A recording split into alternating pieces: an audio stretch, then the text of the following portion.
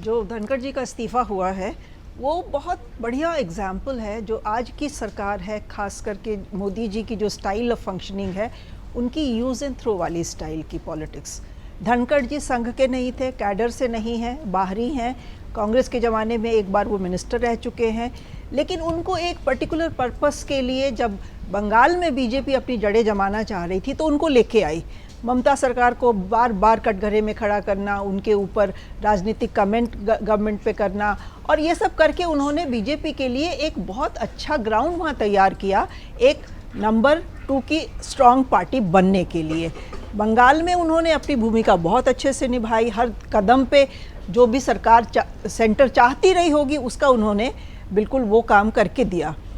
उसका उनको रिवॉर्ड ये मिला कि वो उपराष्ट्रपति बन गए। उपराष्ट्रपति बन के भी 3 साल तो उन्होंने जिस तरह से हाउस चलाई, विपक्ष के ना को दम कर दिया। विपक्ष को ना बोलने का मौका मिलता था, ना उनको अपनी बात रखने की सहूलियत होती थी। विपक्ष लगातार उनको क्रिटिसाइज़ करता रहा कि ये तो सरकार के एजेंट की तरह काम कर रहे हैं। कई उनके मीम्स भी आए थे, हमने देखा कैसे पार्लियामेंटेरियंस उनकी नकल करते थे, कैसे धनखड़ जी के चलने का, बोलने का लहजा वो कॉपी करते थे और उनकी खिल्ली उड़ाते थे।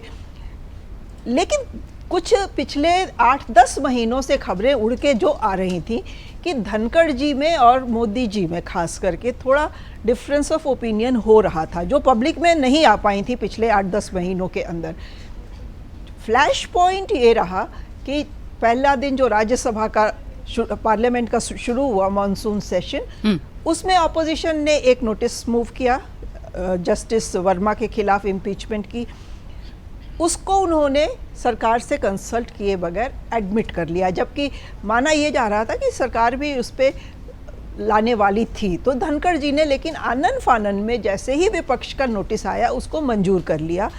और इसमें किसी ने खुल के नहीं बोला है, लेकिन उसको उन्होंने एक और जस्टिस के साथ उनके मामले को क्लब कर दिया था, जस्टिस शेखर यादव के साथ। जस्टिस शेखर यादव,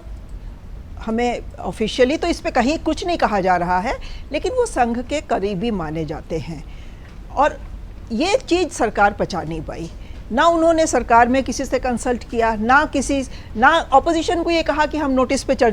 विचार करेंगे, ना उसको अबेंस में रखा कि हम कल तक बताते हैं। आज नोटिस उन्होंने दिया और आज ही के आज एक्सेप्ट कर लेना, तो ये चीज़ थोड़ी नागवार गुजर गई सरकार को और ख़ास करके मोदी जी को। देखिए, मोदी जी के राज में वही उनके सरकार के गुड बुक्स में रह सकता है जो कि हर काम उनके कहे अनुसार करे।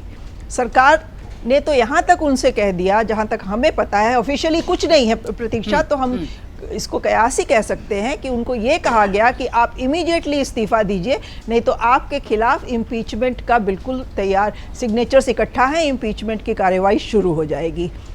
जो राज्यसभा के चेयरमैन की तरह उन्होंने दिन में बिजनेस एडवाइजरी कमेटी की मीटिंग चेयर की, शाम के लिए शेड्यूल कर दी, उस मीटिंग में उन्होंने सबको बुलाया, लेकिन ऐसा फिर अचानक क्या हो गया कि उनको अचानक रात के 9 बजे के करीब इस्तीफ़ा अनाउंस करना पड़ा, वो भी स्वास्थ्य कारण से। जिसने भी राज्यसभा की उस दिन की कार्यवाही देखी है उसमें स्वास्थ्य कारण तो कहीं दिखाई नहीं दे रहे हैं। हाँ, उनकी उम्र थोड़ी थी और थोड़ा बीच में बीमार थे, एडमिट वगैरह भी थे, ये सबको पता था, बट इतने अस्वस्थ नहीं थे कि वो कंटिन्यू ना कर सके। इनफैक्ट उन्होंने कुछ दिन पहले भी कहा था कि 2027 में जब मेरा कार्यकाल ख़त्म होगा तो मैं इस्तीफ़ा दे के आराम से अपना रिटायर हो जाऊंगा। तो ऐसे मौके पे जब एकदम अचानक स्वास्थ्य कारण से इस्तीफ़ा देना पड़ा और उस इस्तीफे को बिल्कुल इतनी फुर्ती से एक्सेप्ट किया गया कि उसको ये भी नहीं कहा गया कि अरे क्यों किया, आपके स्वास्थ्य लाभ करने के लिए आप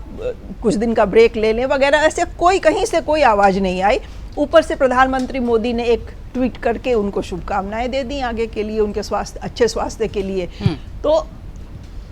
ये तो सामने आ ही गया है ना कि उनकी सरकार के साथ डिफरेंसेस हो गए थे। कहा यह जा रहा है कि पिछले 6-7-8 महीनों से उनके मामले में इनफैक्ट जो प्रोटोकॉल फॉलो किया जाना चाहिए वाइस प्रेसिडेंट के लिए, वो भी कभी कभी फॉलो नहीं होता था, जिससे वो वाकई में बहुत आहत हो जाते थे, हर्ट हो जाते थे। उनको लगने ये लग गया था कि वो काफ़ी बड़ी पोस्ट पे हैं, शायद वो जिस तरह से सरकार उनको लेके आई थी उप राष्ट्रपति बना के, हाँ, तो उनको लग रहा था कि वो गुड बुक्स में हैं, अब वो जो चाहें वो कर सकते हैं, जो कि सरकार कभी नहीं अलाउ करती। तो वही है, वो असहज कर रहे थे सरकार को, और ये वाला फ्लैश पॉइंट तो बहुत ही एक सीरियस फ्लैश पॉइंट हो गया था। उसके बाद से सरकार, एक मोदी जी के ट्वीट के अलावा देखिए किसी का कोई ट्वीट नहीं आया है, किसी मिनिस्टर ने कुछ नहीं कमेंट किया है,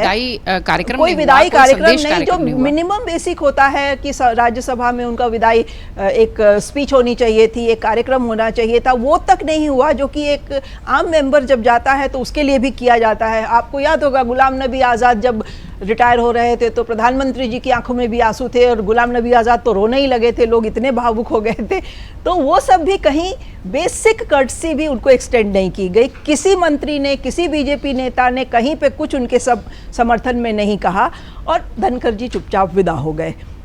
अगर आप ये वीडियो YouTube पर देख रहे हैं तो हमारे चैनल को सब्सक्राइब कर बेल आइकन दबाएं, और Facebook पर देख रहे हैं तो हमारे पेज को लाइक करें।